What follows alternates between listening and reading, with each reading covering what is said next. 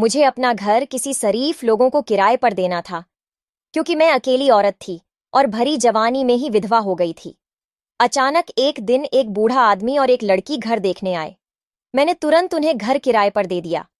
मुझे लगा कि वह बुढ़ा और लड़की बाप बेटी होंगे, मगर मैं हैरान रह गई कि जब लड़की बोली, यह मेरे बाप नहीं बल्कि मेरे पति है। मगर मुझे हर रात उस लड़की के चीखने चिल्लाने की आवाज आती और मेरी आंख खुल जाती और मैं रात भर जागती। मुझे लग रहा था कि उस लड़की पर कोई जुल्म हो रहा है। मैंने बुढ़े से छुपकर उस लड़की को अपने रूम पर बुलाया तो वह लड़की मेरे गले लगकर रोते हुए बेहोश हो गई। कुछ देर बाद उसे होश आया तो बोली, दीदी, अगर आप मेरी मदद करना चाहती हैं तो ऊपर के कमरे में कैमरा लगवा दीजिए। कैमरा लगाना तो मुश्किल था। मैंने उसे अपना मोबाइल दिया और कहा कि इससे वीडियो रिकॉर्ड कर लेना, शायद मैं तुम्हारी कुछ मदद कर सकूं। मगर अगली रात जब मैं वीडियो देखी तो मेरी चिख निकल गई, क्योंकि बुढ़ा लड़की के साथ मेरे पति राज के जाने के बाद मैं इस दुनिया में अकेली रह गई थी। रिश्तेदार भी साथ छोड़ गए थे। मैं थी और मेरी पहाड़ जैसी जिंदगी। समझ में नहीं आता था कि मैं क्या करूं। आजकल रात में कुत्ते बहुत भौंकते और उनके भौंकने की आवाज सुनकर मैं डर जाती थी। शायद जब राज थे तब भी ये कुत्ते भौंकते थे। मगर सर पर पति का साया सलामत रहे तो किसी भी चीज का डर नहीं लगता। ना ही इन कुत्तों की आवाज मुझे डराती और ना ही ये अकेलापन। अब तो एक एक लम्हा सदियों के बराबर लागता था और यूं ही आंखों में रात कट जाती थी। मैं ये सोचकर भी डर जाती थी कि अगर घर में चोर घुस आया तो मैं क्या करूंगी, क्योंकि आजकल के चोर तो घर के सामान लूटने के साथ साथ घर की औरतों की इज्जत के साथ भी खिलवाड़ कर जाते हैं। सारी रात मुझे बस यही लगा रहता कि शायद ये कुत्ते चोरों को देखकर भौंकते हैं। मैंने अपने डर से बचने का यही हल निकाला था कि अपने घर का ऊपर वाला हिस्सा किराए पर दे दूं।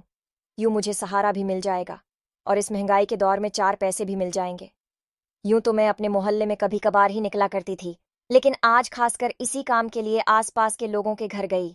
मैंने अगल बगल के सभी लोगों को बता दिया कि अगर किसी को किराए के घर की तलाश है तो उसे मेरे पास भेज दीजिएगा। शर्त यही है कि किराए पर आने वाले लोग फैमिली वाले हों। मुझे नहीं पता था कि मेरी बात इतनी जल्दी सुनी जाएगी। शाम के वक्त घर में 2 लोग आ गए। एक बुजुर्ग था और उसके साथ एक जवान लड़की थी। मैंने उनको ड्राइंग रूम में लाकर बिठा दिया और पूछा, मैं आप लोगों को अच्छी तरीके से जानती नहीं हूं, आप अपना परिचय दीजिए। उस आदमी ने कहा, आपने कहा था कि आप अपना घर किराए पर देना चाहती हैं। हमें भी रहने के लिए ठिकाने की जरूरत थी, इसीलिए यहां आ गए। मैंने भी सहमति में अपना सिर हिला दिया और कहा, ठीक है, मुझे भी आप ही जैसे लोगों की जरूरत थी। ये तो अच्छा हुआ कि आप बाप बेटी हमारे घर पर रहेंगे। नहीं नहीं, ये मेरे पिता नहीं, ये मेरे पति है, उस लड़की ने कहा। उस लड़की की बात सुनकर मैं हैरान थी और दोनों को एकटक नजरों से देखने लगी। तभी उस बूढ़े आदमी ने कहा, अच्छा पहले आप ये बताइए कि क्या आप ये घर हमें किराए पर देंगी।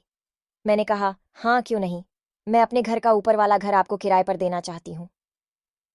तभी उस शख्स के चेहरे पर एक मुस्कुराहट फैल गई। मैंने उस शख्स के पत्नी की तरफ देखा तो उसे देखकर लगा कि वो बहुत परेशान हो, उसके दिल में कुछ चल रहा हो, मुझे कुछ बताना चाहती हो और बहुत घबराई हुई हो। फिर मैंने सोचा कि नहीं, शायद ये मेरा वहम हो।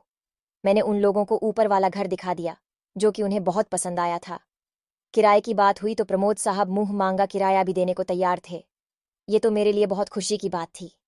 मैंने ऊपर वाले घर की चाबी उन्हें थमा दी और सुकून भरी लंबी सांस लेकर नीचे आ गई थी। मुझे प्रमोद और उसकी वाइफ सलोनी बहुत अच्छे लगे। सलोनी तो वाकई में बहुत खूबसूरत थी। ना जाने उसके घर वालों की ऐसी कौन सी मजबूरी होगी जिसकी वजह से उन्होंने अपनी फूल जैसी बेटी की शादी इतने बड़े शख्स से करवा दी। शाम हुई तो मैंने सोचा कि वो लोग आज ही तो आए हैं, आज तो उन्हें अपना घर सेट करने में ही काफी वक्त लग जाएगा, इसलिए शाम का खाना उन्हें मैं बनाकर दे देती हूँ। यही सोचकर मैं किचन में आ गई और 3 लोगों का खाना बनाने लगी। खाना बनाकर मैंने अच्छे तरीके से ट्रे सजाई और खाना लेकर ऊपर चली गई। मैंने दरवाजे पर दस्तक दी पर किसी ने दरवाजा नहीं खोला। जब दरवाजा नहीं खुला तो मैं ये सोचकर परेशान हो गई कि पता नहीं मैंने ऊपर आकर अच्छा भी किया कि नहीं। 6 और 78 मुझे इन लोगों को इस तरह डिस्टर्ब नहीं करना चाहिए, सबकी अपनी अपनी प्राइवेसी होती है। मैं वापस लौटने ही लगी थी, तभी अचानक से दरवाजा खुल गया। सामने प्रमोद खड़ा था। उसने मेरे हाथ में खाने की थाली देखी तो कहने लगा, बहन अपने बेवजह तकलीफ की। मैं मुस्कुरा दी और बोली, नहीं नहीं, इसमें तकलीफ की कौन सी बात है, ये तो मेरा फर्ज बनता है। प्रमोद ने कहा, सलोनी खाना बनाने ही जा रही थी। मैंने कहा, उसे कह दीजिए कि आज के दिन वो आराम कर ले, वैसे वो है कहाँ? मैं जरा उससे भी मिल लूं। इतना कहते हुए मैं कमरे के अंदर दाखिल ही हुई कि अचानक प्रमोद मेरे सामने खड़ा हो गया और कहने लगा, दरअसल सलोनी सो रही है। उसके सर में तेज दर्द था। अगर अचानक उसकी नींद खुल गई तो उसकी तबीयत बिगड़ जाएगी। प्रमोद की बातों पर मैंने सर हिला दिया और वापस चली आई, लेकिन मेरे दिमाग में हजारों सवालों ने जन्म ले लिया था। मैं तो सोच में पड़ गई कि प्रमोद एक ही वक्त में कैसे अपनी बातों को बदला था। पहले तो वो कह रहा था कि सलोनी किचन में खाना बना रही है, और उसके तुरंत बाद उसने कहा कि वो सो रही है। मुझे इस बात का एहसास होने लगा कि दाल में कुछ न कुछ काला तो जरूर है। मैं इसके बारे में ज्यादा सोचना नहीं चाहती थी, क्योंकि वो लोग वहां पर किराएदार के तौर पर आए थे। खाना खाने के बाद मैं सोचने लगी कि सलोनी मेरे पास जरूर आएगी और खाने के लिए मेरा शुक्रिया अदा करेगी, लेकिन ऐसा कुछ नहीं हुआ। मैंने बहुत देर तक सलोनी का इंतजार किया था, लेकिन वो नीचे नहीं आई। फिर मैं अपने कमरे में सोने चली आई। मैं सोच रही थी कि आज मुझे चोरों से डरने की कोई जरूरत नहीं। मुझे पूरा यकीन था कि आज की रात मेरी बहुत सुकून से गुजरेगी। मैंने सुकून भरी एक गहरी सांस ली और आराम से सो गई। लेकिन आधी रात मेरी आंख खुली और मैं हड्डबड्ड कर उठ बैठी और सोचने लगी कि मेरी आंख कैसे खुल गई। तभी मेरे कानों में किसी लड़की के चीखने चिल्लाने की आवाज आने लगी। ऐसा लग रहा था चीखने वाली लड़की बहुत तकलीफ में है। मैं बहुत डर गई थी। मैं शुरू से इतनी डरपोक नहीं थी, लेकिन जब से राज मुझे छोड़कर इस दुनिया से गए थे, मैं तो पत्तों के हिलने से भी डरने लगी थी। मैंने अपने कानों पर हाथ रख लिया था। ये आवाज थमी नहीं थी, बल्कि लम्हा दर लम्हा बढ़ती चली जा रही थी। डरते डरते मेरी पूरी रात गुजर गई, पर तब जाकर लड़की की कहीं आवाज रुकी थी। सुबह 5 बजे मुझे नींद आई तो 8 बजे मेरी नींद खुली। चाय पीने के बाद में बाहर में आकर बैठ गई। मैंने प्रमोद को देखा। वो सीढ़ियों से उतरकर नीचे आया। जब उसकी नजर मुझ पर पड़ी तो मैंने देखा वो बहुत घबराया हुआ था। मुझे देखकर वो हल्का सा मुस्कुराया और जल्दी से निकलकर बाहर चला गया। शायद वो मेरे सवाल से डरकर जल्दी से बाहर चला गया था। उसके हुलिये से लग रहा था जैसे वो काम के सिलसिले में बाहर गया हो। मैंने उठकर अपना नाश्ता बनाया। अब तक वो घर वापस नहीं आया था। मुझे यकीन हो गया कि वाकई में वो काम के सिलसिले में घर से बाहर गया है। मुझे ये वक्त सही लगा, क्योंकि कल से मेरी सलोनी से बात नहीं हो पाई थी। मैं उसके साथ बैठकर उसके बारे में जानना चाहती थी। इसीलिए मैं जल्दी से सीढ़ियों से चढ़कर ऊपर वाले कमरे तक गई और जल्दी से दरवाजा खटखटाने लगी, और इसी इंतजार में थी अभी सलोनी दरवाजा खोल देगी। मगर उसने दरवाजा नहीं खोला था, और ये कोई आम बात नहीं थी। वो लड़की कल से यहाँ आई थी, मगर मैंने उसकी एक झलक भी नहीं देखी थी।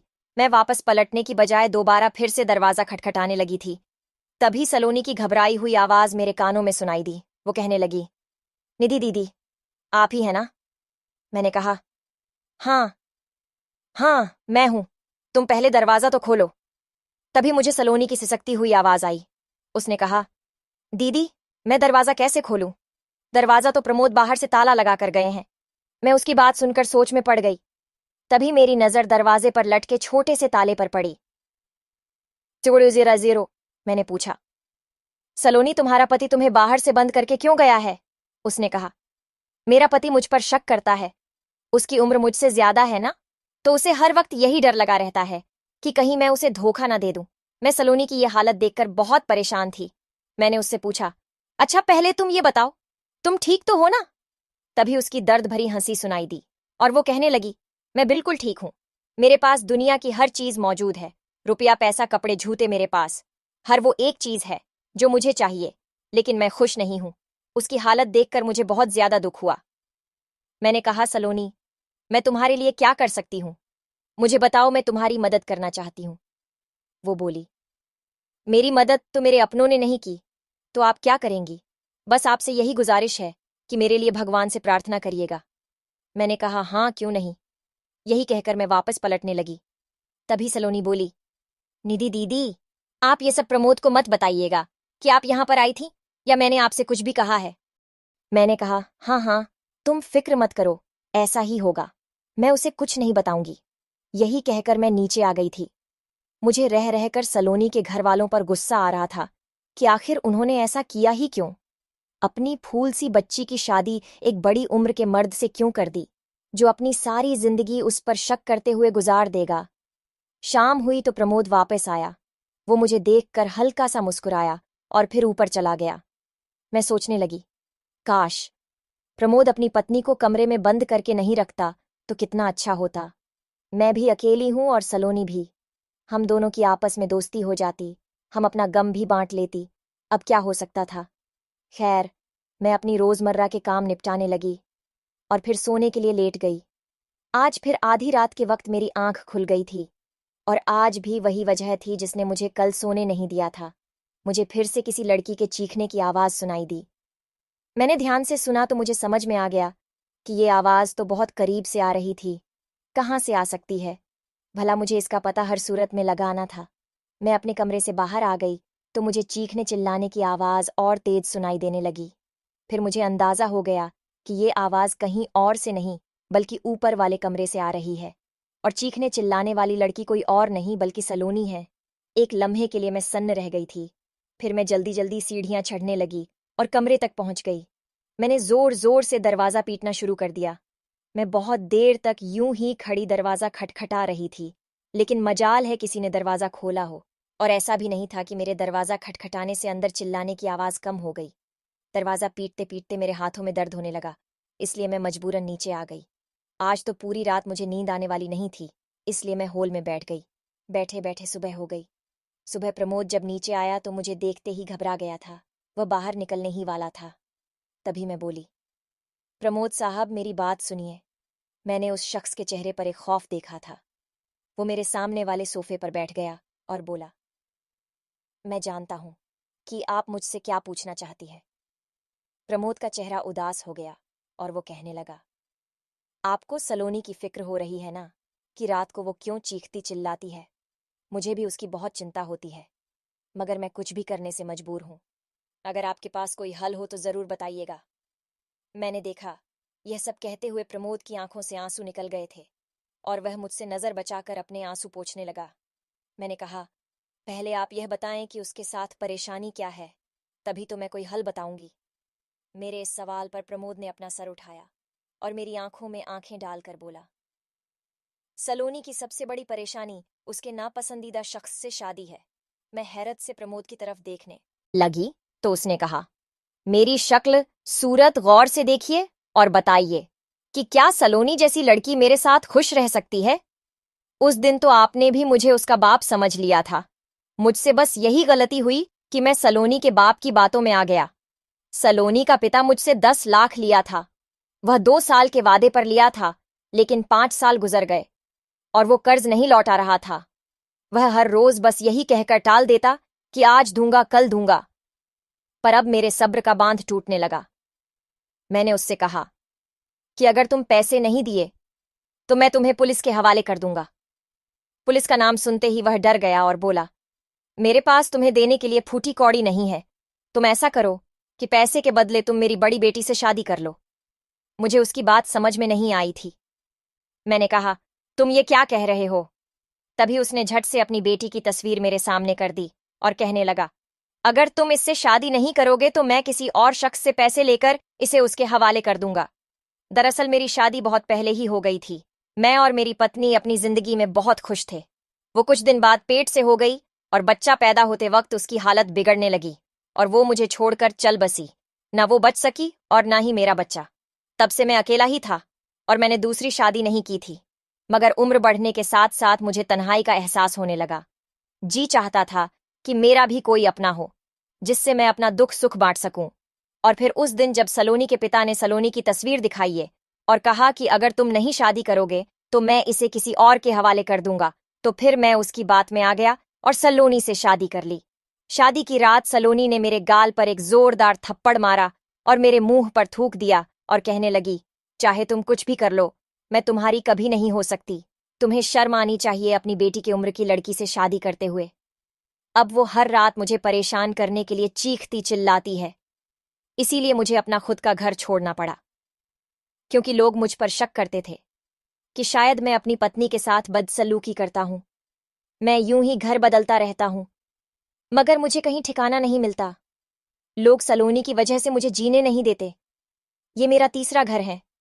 यहां आते वक्त मैंने उसके सामने हाथ जोड़ा था कि मुझे इस आखिरी उम्र में यूं जलील मत करो। मगर उसने मेरी एक न सुनी और यहां आकर भी अपनी हरकतों से बाज नहीं आई। लेकिन आपको एक बात बताओ, इसमें शालोनी का भी कोई कसूर नहीं है। वो दिमाग के तौर पर बीमार हो चुकी है, उसका इलाज चल रहा है। वो लोगों को जख्मी भी कर देती है। इसीलिए मैं कहीं जाता हूं तो उसे बाहर से बंद करके जाता हूं।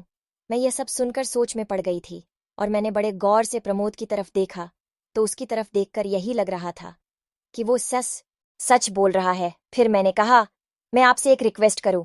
उसने कहा, हाँ हाँ बोलिए। आप सलोनी को बाहर से बंद करके मत जाया करिए, मैं उससे बात करने की कोशिश करूंगी। हो सकता है कि उसकी हालत में कोई सुधार आए। प्रमोद मेरी बातों से परेशान हो गया और कहने लगा, आप ये सब इसलिए कह रही हैं क्योंकि आपको उसकी हालत का अंदाजा नहीं। जब उसे गुस्सा आता है तो वह इस कदर जुनूनी हो जाती है कि मेरे लिए भी उसे संभालना मुश्किल हो जाता है। मैं ऑफिस में होता हूं, अगर पीछे से वह आप पर हमला कर देगी तो क्या होगा? हो सकता है कि वह आपका बहुत ज्यादा नुकसान कर दें, इसलिए इस काम के लिए आप मुझे माफ कर दीजिए, मैं ऐसा नहीं कर सकता। मैंने कहा, अगर सलोनी ने मेरे साथ कुछ भी किया तो उसका कसूरवार मैं किसी को नहीं ठहराऊंगी।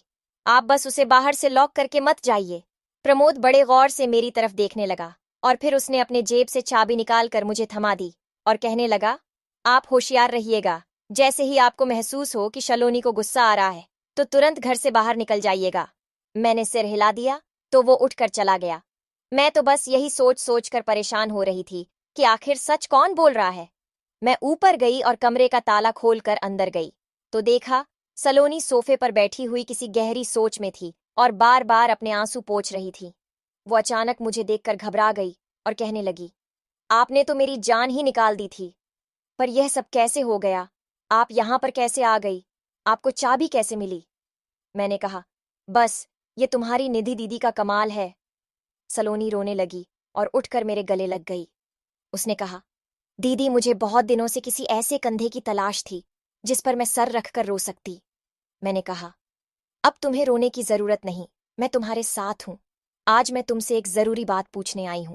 सलोनी, पहले तुम मुझे यह बताओ कि तुम रात के वक्त तुम चीखने क्यों लगती हो? ये सच था कि मैंने प्रमोद की बातों पर भरोसा कर लिया था, लेकिन मैं सलोनी की भी कहानी सुनना चाहती थी। मुझे ये था कि प्रमोद ने कहीं मुझे पागल ना बनाया हो। वो घबराई हुई थी, कहने लगी, नहीं मैं तो नहीं चीखती, मुझे क्या जरूरत है, मैं तो अपनी जिंदगी में बहुत खुश हूं। प्रमोद मेरा बहुत ख्याल रखते हैं। मैं उस लड़की की बात सुनकर हैरान रह गई।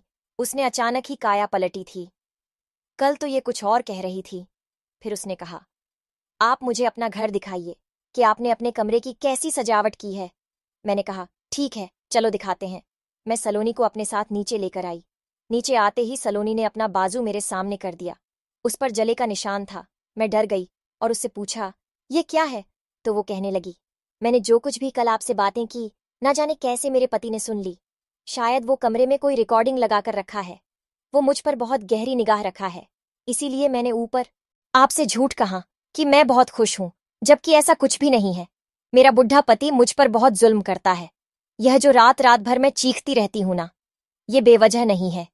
अगर आप अपनी आंखों से देख लें कि मुझ पर क्या गुजरती है तो आप बेहोश हो जाएंगी। आप कैमरा मंगवाकर ऊपर वाले कमरे में लगवा दें।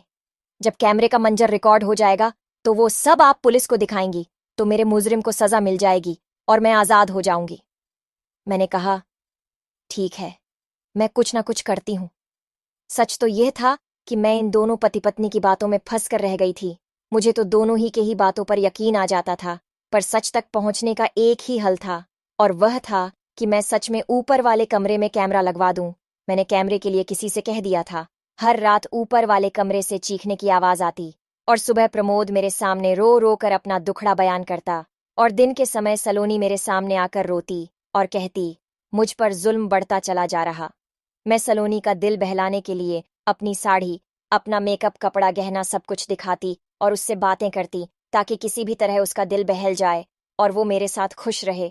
मुझे इन दोनों पति पत्नी की बहुत फिक्र होती। मैं चाहती कि अगर प्रमोद मुजरिम है तो उसे जल्द से जल्द सजा मिल जाए और अगर सलोनी बीमार है तो उसका इलाज हो जाए। कैमरा आने में अभी एक दिन बाकी था। आज शाम मैंने खीर बनाया तो सोचा सलोनी को दे आओ।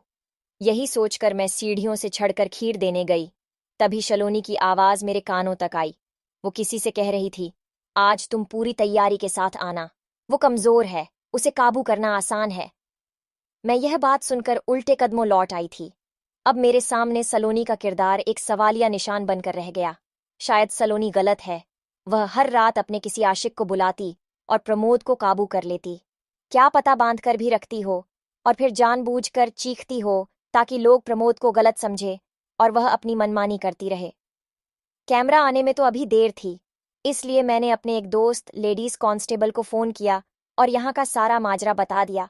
मैंने उनसे कहा कि रात के वक्त मुझे तुम्हारी और तुम्हारी टीम की जरूरत है।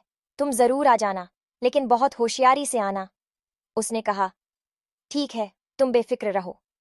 मैं रात का खाना खाकर अपने दोस्त का इंतजार करने लगी। फिर न जाने क्या हुआ कि मेरी आंख लग गई। आंख खुली तो मैं अस्पताल में थी। मैंने अपने आस पास हैरत से देखा तो मेरी दोस्त मेरे सामने खड़ी थी। मैंने उससे पूछा, रोशनी, मैं यहाँ कैसे आई? वह हंस दी और बोली, निधि, तुम बहुत बड़ा कारनामा करके आई हो। कुछ दिनों से हमें शिकायत मिल रही थी कि कोई गिरोह बड़ी चालाकी से लोगों के घर में चोरी कर रहे हैं। कल रात तुम्हारी वजह से वो गैंग हमारे हाथ लग गई। मैंने कहा, वो कैसे? पुलिस कांस्टेबल रोशनी ने बताया, निधि, जो तुम्हारे घर किराएदार रहते थे उसी गैंग का हिस्सा थे। उनका तरीका यही है कि वह बेसहारा औरतों के घर किसी न किसी बहाने घुस जाते हैं और उन्हें अपने जाल में फंसाने की कोशिश करते। पति पत्नी के ऊपर इल्जाम लगाता और पत्नी पति के ऊपर। यूं औरतें उनकी जाल में फंसकर बाकी सब कुछ भूल जाती थीं। तुम्हारे साथ भी उन्होंने ऐसा ही किया। तुमने खुद सलोनी को घर की एक एक चीज दिखाई। तुमने उसे अपने जेवरात भी दिखा दिए। ये तो शुक्र मनाओ कि तुमने कल सलोनी की बातें सुन ली, नहीं तो क्या होता। कल रात उन्होंने तुम्हारे खाने में नींद की दवाई मिला दी थी और तुम्हारे घर की एक एक चीज लूटने वाले थे। लेकिन उन लोगों की बदकिस्मती थी कि हम लोग मौके पर पहुंच गए और वो लोग पकड़े गए। मैं रोशनी की बातें सुनकर सन्न रह गई कि लोग दूसरों को लूटने के लिए किस हद तक गुजर जाते हैं। वो तो भगवान का लाख लाख शुक्र है कि उसने मुझे बचा लिया। अब तो किराएदार भी रखने से डर लगने लगा है। अब मैं अकेली ही रहती हूँ। मेरे ख्याल में बुरे लोगों से तन्हाई 1000 गुना बेहतर है। दोस्तों, वीडियो कैसा लगा कमेंट करके जरूर बताना। वीडियो को लाइक और चैनल सब्सक्राइब कर देना।